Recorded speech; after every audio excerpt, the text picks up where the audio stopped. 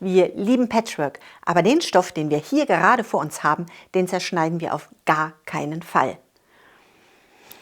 Auch da gibt es Möglichkeiten. Die zeige ich euch heute an einem Tischset. Herzlich willkommen bei Needle Engine. Mein Name ist Elke und wir legen los.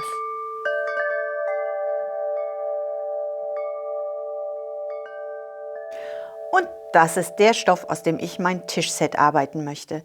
Wenn ich meinen Stoff zerschneide, einfach mit dem Lineal genau nach Maß arbeite, dann bekomme ich Ausschnitte, die sind nicht sehr aussagekräftig.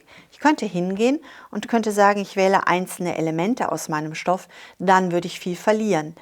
Ich möchte weder das eine noch das andere. Aber ich möchte meinen Stoff auch nicht einfach nur so haben, das fände ich langweilig. Es soll schon etwas damit passieren, etwas Patchwork-mäßiges damit passieren und dafür habe ich mir Elemente gearbeitet. Ich habe mir Elemente gearbeitet, die ich als Ecken einsetze. Ich möchte in der oberen, rechten und linken Ecke ein rundes Element arbeiten und ich möchte in den unteren beiden Ecken eckige Elemente haben. Zusätzlich möchte ich auf mein Tischset eine Bestecktasche arbeiten und meine Bestecktasche soll eine Blütenform erhalten und besteht aus 2 Elementen. Ihr könnt euch meine Elemente gerne im Etsy-Shop herunterladen, das verlinke ich euch unter diesem Video. Es wird zu diesem Tischset, auch genauso wie ich es jetzt arbeite, bei meiner Freundin Sabine eine Stoffsammlung geben. Da sind diese Elemente auch enthalten. Ihr könnt aber auch das Ganze ganz frei nach eigenen Ideen arbeiten. Wir machen das hier Schritt für Schritt. Wir haben unseren unteren Stoff. Meine Ecken möchte ich aus einem Kontraststoff arbeiten. Ich möchte meine Bestecktasche aus dem gleichen Kontraststoff arbeiten und ich möchte den gleichen Stoff auch als Unterstoff verwenden. Füllen werde ich das Ganze mit Thermolam. Als erstes möchte ich alle Elemente, die ich aufsetzen möchte, vorbereiten. Und ich starte mit der Bestecktasche. Meine Elemente habe ich schon von meiner Vorlage kopiert. Das habe ich auf einem Lichttisch umgesetzt. Und an meinen beiden Elementen nähe ich jetzt erst einmal die oberen Seiten. Das heißt, wir haben 2 Stoffe. Die legen wir mit den rechten Stoffseiten zueinander und wir nähen mit einer 80er Universalnadel die Nahtlinie mit einer Stichlänge von 1,5 bis 2 ab. Bei unserer Bestecktasche schneiden wir einmal beide Elemente auseinander. Und nun schneiden wir an unserer Bestecktasche, hier ist unsere genähte Linie, einmal entlang der Nahtzugabenlinie. Schneidet ruhig ein bisschen kürzer, damit wir das Ganze besser wenden können und später nicht zu viel Nahtzugabe in unserer Linie haben, in unserer Naht haben. Das Gleiche wiederholen wir bei dem zweiten Element. Wir schneiden auch in der Mitte ein, diesen Zipfel bis zur Naht und wir schneiden das Ganze an dieser mittleren Stelle noch ein Stückchen weiter zurück. Damit das Ganze schon ein bisschen mehr Form bekommt, schneiden wir schon entlang der äußeren Nahtzugabe. So schaut das Ganze bis jetzt aus. An unserer Tasche haben wir bei dem ersten Element die Rundung genäht und zurückgeschnitten und bei dem zweiten Element haben wir die beiden Rundungen genäht und die Nahtzugabe zurückgeschnitten. Und das zweite Element mit den 2 Rundungen, das schlagen wir nun einmal auseinander. Wir bügeln unsere Bögen gut ein und diese Form schieben wir zwischen die beiden Seiten der noch nicht gewendeten zweiten Hälfte unseres Blütentäschchens. An unserem Blütenkelch haben wir nun 4 Lagen ineinander. Wir haben die Außenseite von dem gewölbten Kelch, innenliegend haben wir die ausgeschnittene Blütenseite und außen haben wir noch einmal die zweite gewölbte Kelchseite. Und das Ganze nähen wir einmal zusammen. Wir nähen genau über die eingezeichnete Linie.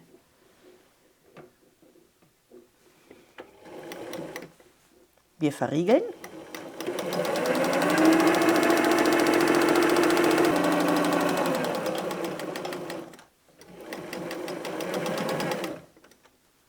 Und wir nehmen das einmal unter der Maschine hervor.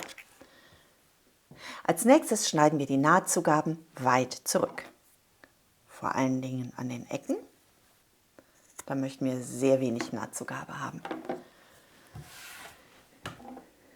Damit wir das Ganze wenden können, schneiden wir eine Wendeöffnung auf der einen Seite ein. Das heißt, wir legen 3 Seiten Stoff zur einen Seite und eine Seite Stoff zur nächsten. Achtet darauf, dass ihr wirklich eine Stoffseite habt. Da können wir ruhig großzügig sein. Ich schneide mir eine weite Öffnung hinein, denn das Ganze wird man später nicht sehen. Und durch diese Wendeöffnung ziehen wir nun unseren Kelch hervor und wir drehen das Ganze einmal um. So, durch unsere Wendeöffnung können wir den Bogen schön ausarbeiten.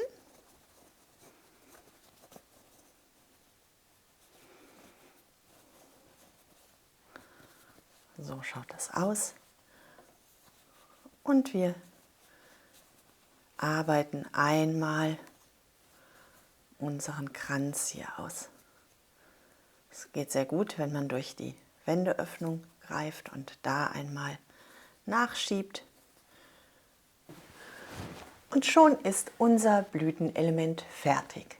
Auch für unsere Ecken haben wir die Linien bereits aufgezeichnet. Das ist die Rundung, die runde Ecke. Und das wird die eckige Ecke. Diese Ecke brauchen wir unten, diese Ecke brauchen wir oben. Wir legen eine vorgezeichnete Seite mit der rechten Seite zu einer nicht vorgezeichneten rechten Seite. So, beide Seiten liegen zueinander. Wir nähen einmal die beiden Elemente, die später bei unserem Set zur Mitte zeigen.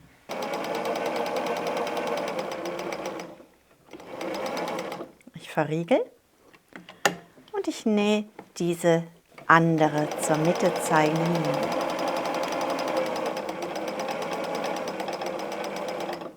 Wir schneiden einmal auf der Schnittlinie, der mittleren Linie zwischen den beiden genähten Linien, unsere Elemente auseinander.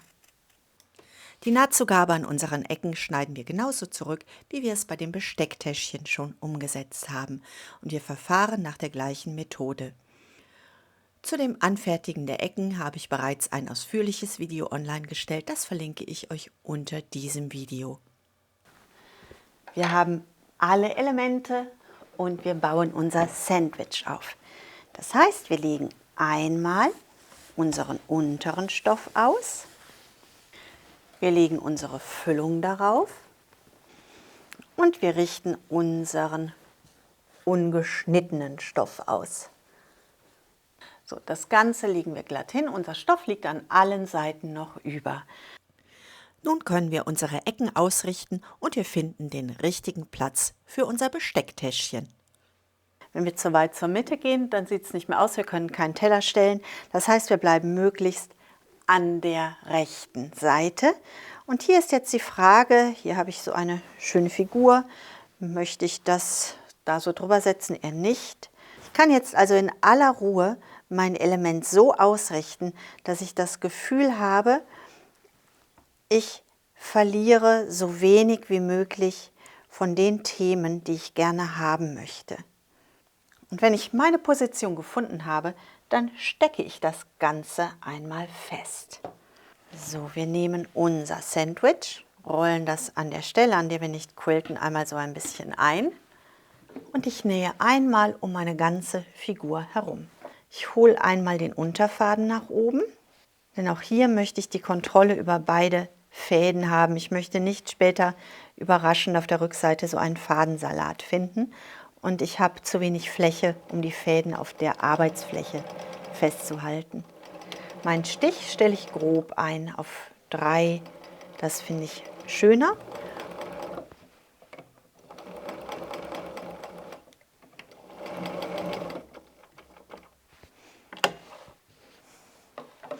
Und wir holen das Ganze unter der Maschine heraus. Als nächstes schneide ich meine Thermolamfläche genau passend zu meinem Sandwich zu.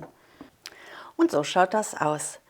Meine runden Ecken, die kann ich natürlich nur einschieben, wenn ich hier auch eine Rundung habe. Das heißt, ich nehme mir noch einmal einen Bleistift und ich zeichne mir hier einmal meine Rundung ein. Diese Rundung schneide ich einmal ab. So schaut das aus. Und jetzt möchten wir ein Binding einarbeiten. Das heißt, wir möchten unsere Seiten umschlagen zur Mitte und wir möchten diese Ecken aussparen. Das heißt, meine Schnittkante an dieser Stelle geht bis hier. Ich schneide das also hier einfach ein. Auf der anderen Seite geht meine Schnittkante bis hier. Ich schneide das ein und ich schneide auch hier wieder den Stoff ab. Ups, so. Und das Gleiche mache ich an den unteren Seiten. Und so schaut das aus. Jetzt nehme ich mir mein Lineal, lege meine Seite ganz genau hin und ich messe von meinem Tischset über meine Stoffkante 2,5 cm ab. Wenn ich das habe, schneide ich das zurück. Und das ist mein Ergebnis. Meine Seiten, die schlage ich nun einmal zur Mitte. Das heißt, ich schlage meine Seite einmal um, über die ganze Länge und ich schlage sie dann zur Mitte und klippe sie einmal fest. Und so schaut unser Ergebnis nun aus.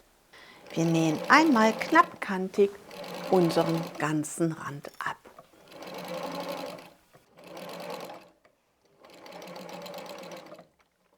So, und wir ziehen das Ganze heraus unter der Maschine. Und so schauen unsere Ecken jetzt aus. Das Ganze möchten wir nun natürlich noch schön verzieren mit unseren vorher gearbeiteten Ecken. Und das Ganze nähen wir fest. Auch dazu findet ihr eine ausführliche Erklärung in dem hier verlinkten Video zu den Ecken. Ich wünsche euch eine wunderbare Woche, bleibt gesund und glücklich und denkt daran, was immer auch passiert, einfach weiter patchen und quilten und guten Appetit!